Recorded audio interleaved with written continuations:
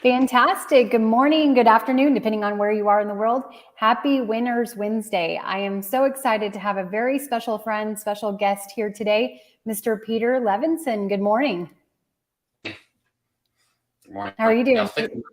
So, yeah. No problem.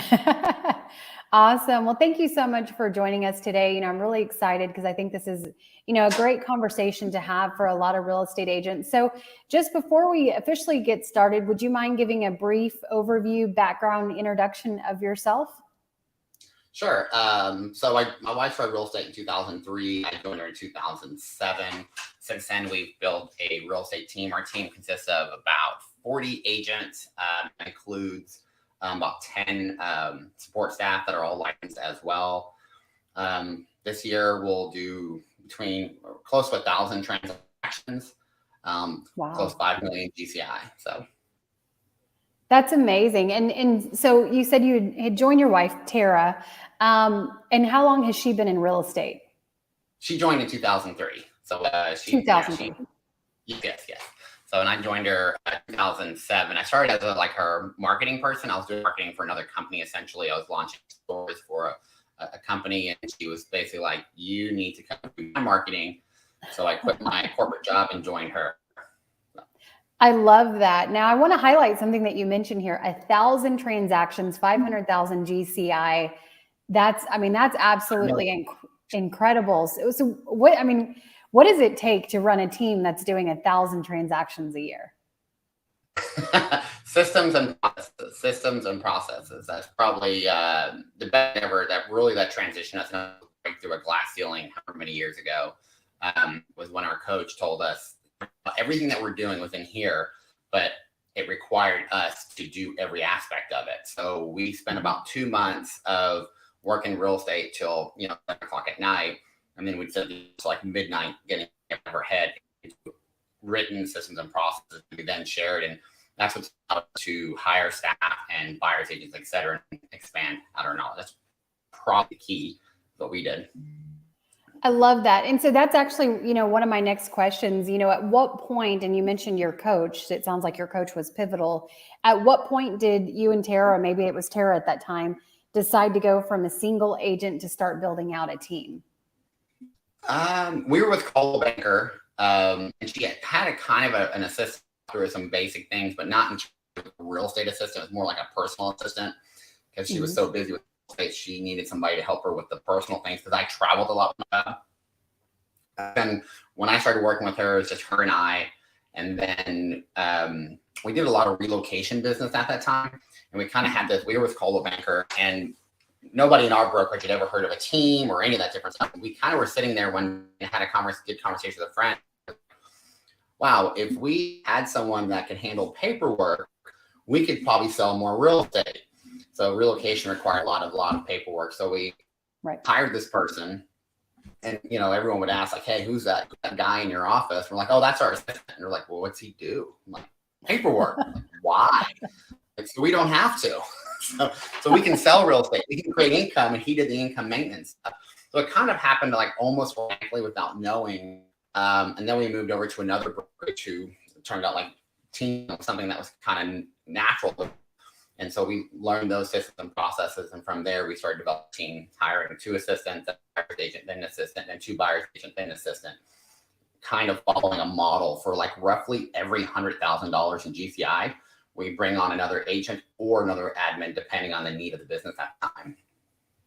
That's amazing. So if you had to do it all over again, let's say you were a single agent looking to start building a team, looking to start leveraging, would your first hire be an admin or would it be a TC? An assistant or a TC, I should say. An assistant being for us, it was always a transaction coordinator aspect of it. And because it's once something goes under contract, it moves from income production to income maintenance. And as an agent, you always have to be spending as much time humanly possible in income production. So that TC is going to over that income maintenance aspect of the job. So they're going to, once it goes under contract, they're going to keep up with the lender company, the buyer, if they're licensed, they can handle a lot of those negotiations. So that's why we have all of our assistants being, even down to our runner, is licensed. We want, if they can sell real estate or they can handle a conversation, we want them to be able to. So with the TC, that would definitely be the first hire. And then your second hire should be another admin. It should be that person that takes over your marketing aspect of it. So again, you can focus on income production. I think too many agents get in, and the first person they hire is a buyer's agent. We've coached so many teams, and we're like, hire an assistant, and like, no, we want to hire a buyer's agent. We're gonna hire a buyer's agent because we're thinking that's going to create income for them. But what ends up happening is they hire a buyer's agent, then they hire another buyer's agent, and then now they're the admin. The person who's supposed to be leading the team, who's supposed to be winning business, growing the business, is now working for their agents. They're now the TC. And then typically that team lasts about a year, and then it implodes because there's no income. The person who created the business is now maintaining the business. So. Right. And then that's why a lot of agents say that teams don't work, right? And clearly they do work. You guys have been running a team for almost 20 years now. So it's, and I know that you have some agents that have been with you for a long time. I think almost a decade or maybe more. What's kind of been the secret to keeping that culture within the team? I have a good friend of mine that we were actually talking about this a few weeks ago. And, there's two ways you can treat people who work with you. You can pay them well, or you can treat them, or you can treat them well, or you can pay them well. Right. Now, if you do both of those, you'll create, people that want to be in your life forever. Like I said, you'll have support staff that want to be with you over 10 years. You'll have agents that want to be with you over 10 years, like many of us have. And we have a lot of married couples that are with us because, the husband or the wife starts with us. They love the lifestyle. They see everything that's going on in our world, and they quit their corporate job or whatever job they're doing and join their spouse. I think we have 8 couples who work for us, where both the husband and wife are either in some way, form, or fashion. But the thing is, but to go back to your original question, if you don't do both of those, you at least have to do one of those. You can treat them poorly if you pay them well, right? Or you can pay them poorly if you treat them well. But if you don't treat them well and you don't pay them well, you're not going to be in business a very long time. So, we try to do both of those. When it comes to decision-making processes, I've seen more teams lose great talent because they make decisions for themselves, not for the agent. So for us, for example, if it comes down to like a commission question, we try to always err on the side of the agent. I never want to step over dollars to pick up nickels, right? So if I have an agent who brings in, say $200,000 in GCI gross to the company, not their splits or anything, just that's their production, and I'm arguing over them whether or not a referral fee or a split or some sort of compensation on one transaction, I'm going to give them the money. I would rather be $1,000 short and keep that $200,000 producer than be right, stand on my high horse and be so high that I miss what's really going on and then lose that production. And that's what 100%. I see a lot of.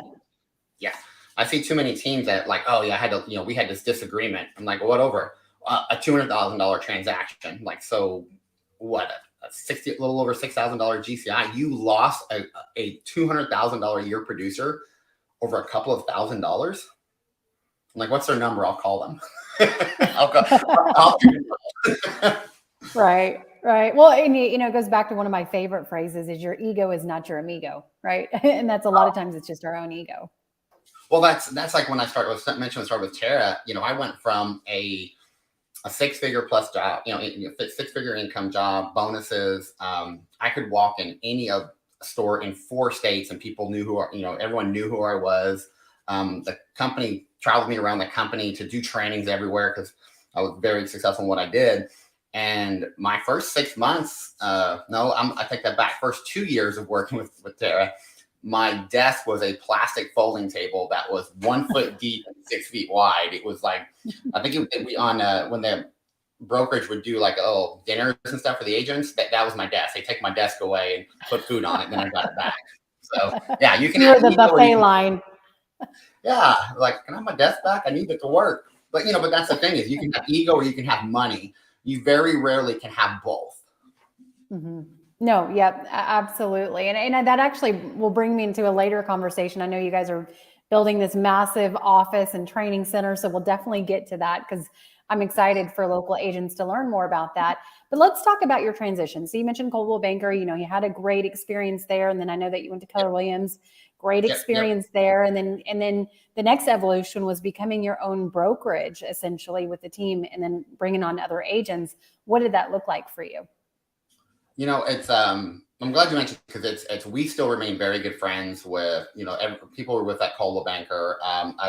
Same thing with Keller Williams. I have nothing but respect from everyone from Gary Keller on down to local leadership. So the transition into an independent brokerage had nothing to do with the leadership. But we weren't mad, we weren't frustrated, anything like that. When we left there, we kind of told leadership, like, hey, we're not making any big announcements. We're just going to kind of slip in, in the night, which I later found out, if you don't tell people what's going on, they make up their own story. So, right. But, well, number one team in the state might be kind of hard to secretly. yeah. So, well, we didn't know, Tara and I, we've always focused on just selling the real estate, marketing our listings. Right. Our coach always told us we were undercover agents because, typically probably prior to maybe 6 months ago, we didn't do a lot of, here's Peter and Tara, this is our story, or this is what we do. It was just kind of like, we just didn't focus on it. And so, that was our ignorance of just thinking nobody pays attention to us. We just sell a few houses. Anyway, but no, the transition to an independent, we were kind of, at the time, I was kind of looking at the market and what was happening, kind of having some foresight on where I believe the market was going for at least a shorter period of time, and felt that we had to be able to pivot very quickly. We had to be able to make moves and be able to make that decision instantaneously. And that was something that an independent brokerage at the time, I didn't realize that there was other opportunities that provided that same thought process, but I needed to be able to make decisions quickly without setting them up a large chain of command. And we were also kind of just at that point where we wanted some type of ownership in something. We wanted to own something. Tara and I, it's like your legacy builders, name of your group. Like you've probably heard Tara and I, we've known each other for 6-7 years. Tara and I have been talking about legacy for years. Everything is about, not just for our kids and our grandkids, but also those that are in our world. How do we help create legacy for them? And so ownership, in our mind, ownership is the only way to do that. We had to own something in order to pass something down. So the idea of creating this independent brokerage, our own name, our own branding was kind of fell into that legacy mindset. So that was kind of the major deciding factor. So. I love that. And I think that's really important to share, because I think that's a challenge for a lot of real estate agents, right? I mean, essentially when they stop selling homes, their income for the most part stops. So how do they build that legacy? How do they build that continued income? Which leads me to my next question is, you kind of broke through the internet, if you will, about, let's say a little bit over a month ago, and announced that you guys have decided to go a different direction. And so now, no longer just an independent brokerage, you now have partnered essentially with eXp Realty in creating this global organization. So what are some of the goals with that? What made you make that transition from being a broker owner to partnering with eXp Realty? So interestingly enough, I was looking for that legacy for my team. And I have a previous video which people can reference on that and why we made that, why we were looking for that. But it was kind of like I was looking for something that I could help my agents create that legacy, because when they were out of commissions, they were out of commissions.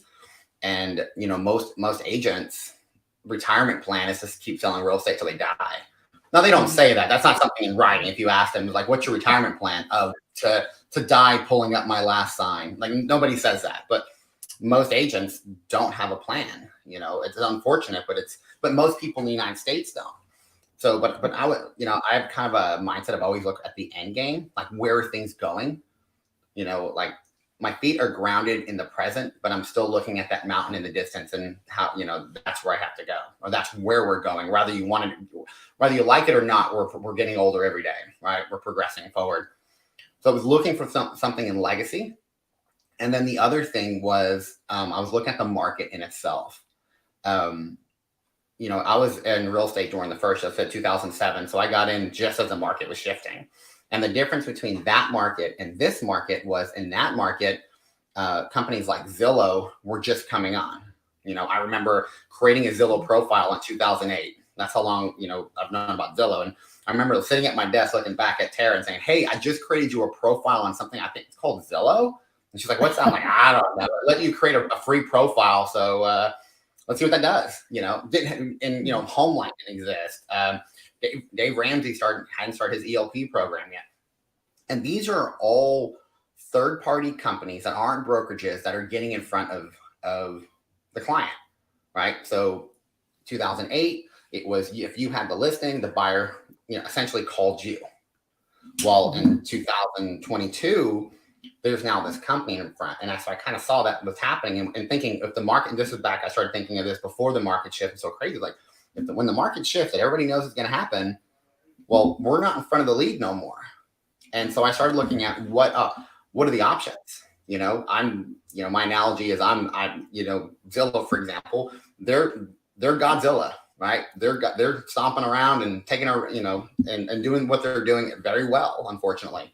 And I'm just like the little army guy shooting pew, pew, pew, pew. I can, on a local level, I can get in front of them a little bit, but on a national level, I can't compete. And so I started looking at like, who can compete? And looking at EXP's model of it is one company worldwide.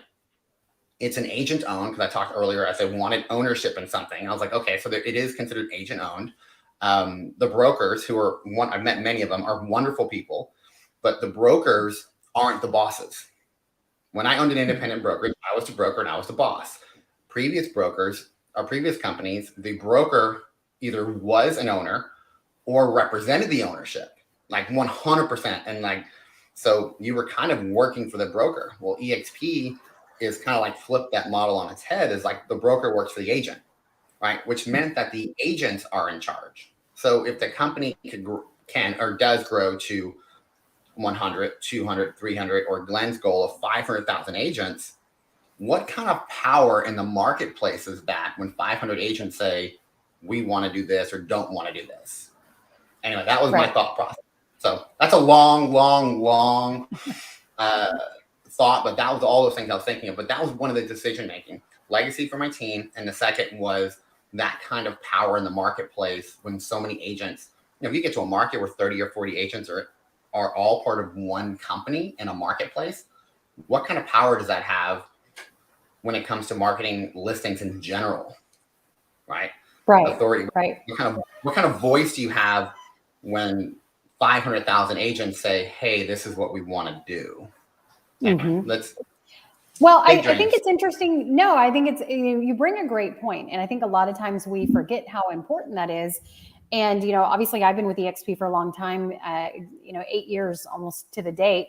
And I was on the original founding agent advisory board that we have on a global level. And that's the agent voice has always been incredibly important to Glenn, even before we were the fastest growing real estate brokerage in history, before we were 86,000 agents where we stand today, when we were just a few hundred agents, right? The agent voice has always been important. So I'm glad that you mentioned that, because there is power in that. At the end of the day, the agents are the ones that are the boots on the ground. So you talked about legacy for you and Tara, legacy for your agents. And that's really why I find a lot of broker owners join EXP, is not just for themselves, but also for their agents to be able to have the ownership and to have the ability to expand globally. So with that said, you guys have got this huge training center, huge office. I think I saw that recently that you might have broke ground. So if you have, congratulations, that's exciting. What are the plans on a local level? But then I also know you've got some major plans on a global level. So locally, I've always felt that real estate is a face-to-face business, right? You're always going to be face-to-face with your clients. So though there's a lot of training online, which my team's already plugged into a bunch of the online training that EXP offers, we still do a ton of face-to-face training. So in this building, we're building and we already had plans this prior to joining EXP. So it just works even more in that it's a 12,000 square foot building. The bottom floor is about 9,000 square feet of offices, because agents, I believe that getting face to face, being together. It's like a piece of charcoal by itself can't do anything, but you get a whole bunch of them together, you can cook a steak, right? So that Right. creates that culturally environment. I think our downstairs going to have a gym, because we believe you have to get the physical right, then the mental right, then your career and everything else will expand. It's got a bunch of other amenities. And then the second floor is about a 3,000 square foot training room, with room to expand if we ever need to. But so far, we're just doing about 3,000 square feet. And it's going to be for just big training events that we're going to be putting on throughout in the market, statewide, and hopefully one day even nationally, inviting people in, stuff like that. Because Tara and I are big Tony Robbins fans. We're big, you name a lot of the people, we listen to them. Tara's on a David Goggins kick right now. Anything David Goggins, she's listening to and reading. And so we take a lot of that knowledge that we have and share that. And so, so it's a 12,000 square foot real estate mecca is what we're trying to build.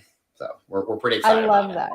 So you've still got the power and the flame of the Levinson team, the Levinson real estate brokerage. Now it's just brokered by EXP, which is going to allow you to go global. And I like that you say charcoal, because we always say EXP is one big fire, right? Yes. You can have all these little flames, or you can put all the little flames together and have one big fire, essentially. So what's next for the Levinsons? You and Tara and the entire team, what's next over the next couple of years?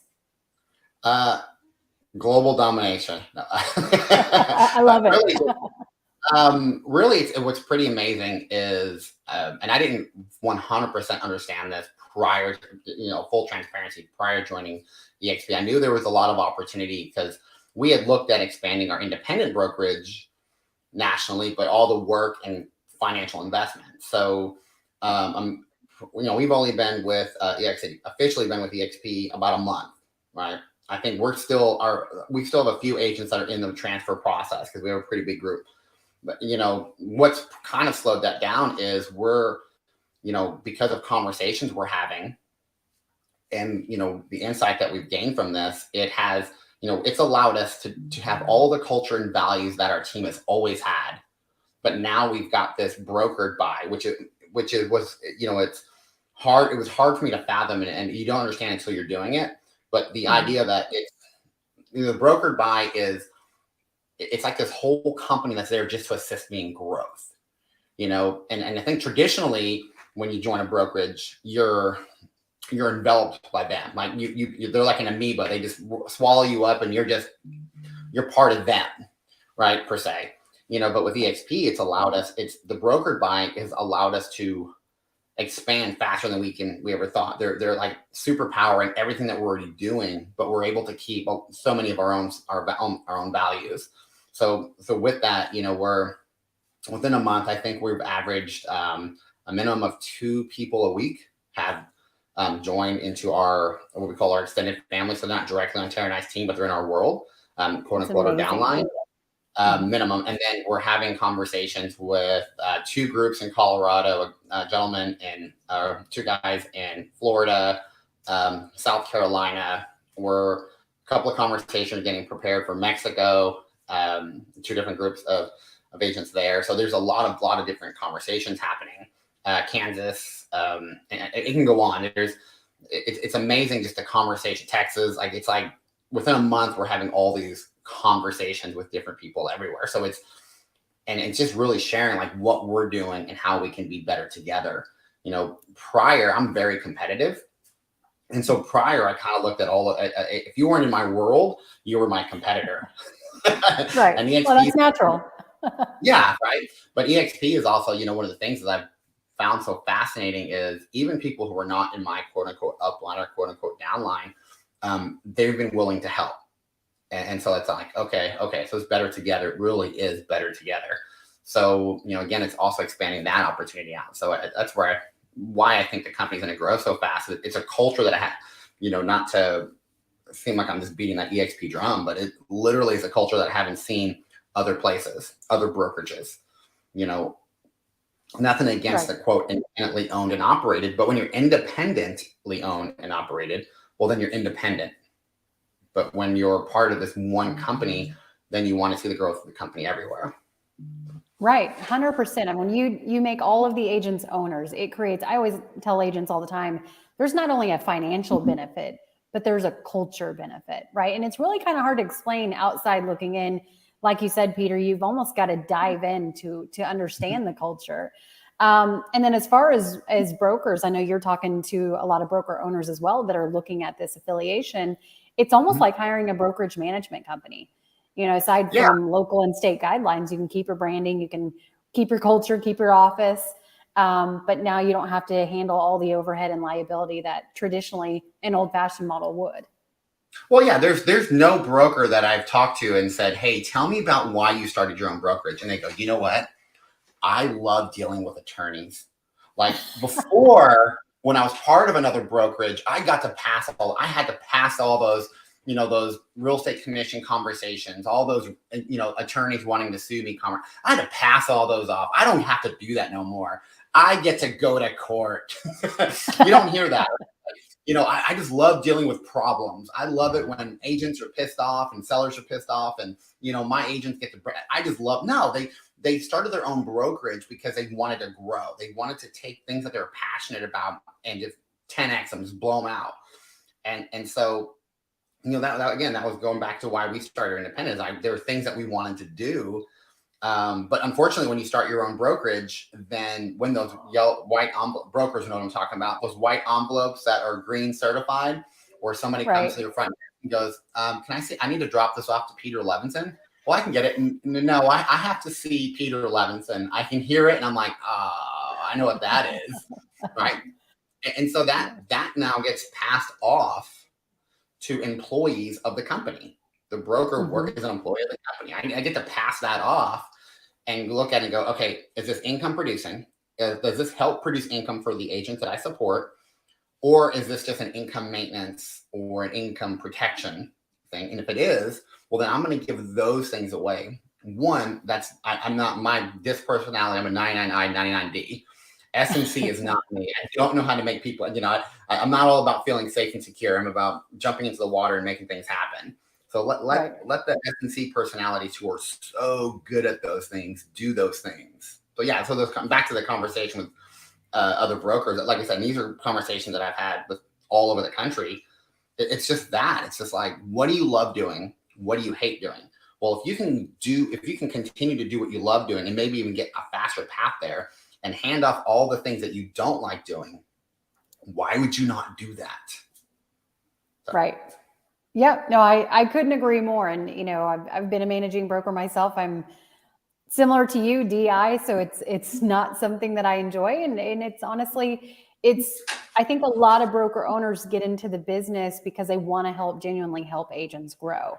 And so now, as you mentioned, when you can focus on the growth of your agents, when you can focus on the income producing activities, then now you enjoy it a little bit more. So with that said, if agents are watching this, whether it be live or a replay, and they want to work with you, they want to work with the Levinson team, whether it be in Oklahoma or it be, sorry, there's a background noise here, whether it be in Oklahoma or it be, in another state or country, what's the best way for them to reach out to you? So, obviously they can call me, 405-532-6969. Or email me at peter@levinsonteam.com. And I'm open to answer any questions you have. Obviously anywhere under the sun, give me a call if you have questions, concerns, or even thoughts, or just want to have a private conversation. I'm open to those as well. But yeah, give me a call, shoot me an email. I love it. I love it. I appreciate. Thank you so much for being available. I know there's a lot of agents and brokers reaching out to you right now, so we appreciate you being available. And I know that you're going to impact a lot of lives, you and Tara and the entire Levinson group. So I appreciate you for sharing your story today, because I think it's going to help a lot of agents. Thank you so much, Peter. Well, thank you for the opportunity. And it was wonderful speaking to all of you out there. Absolutely. Take care. Bye-bye.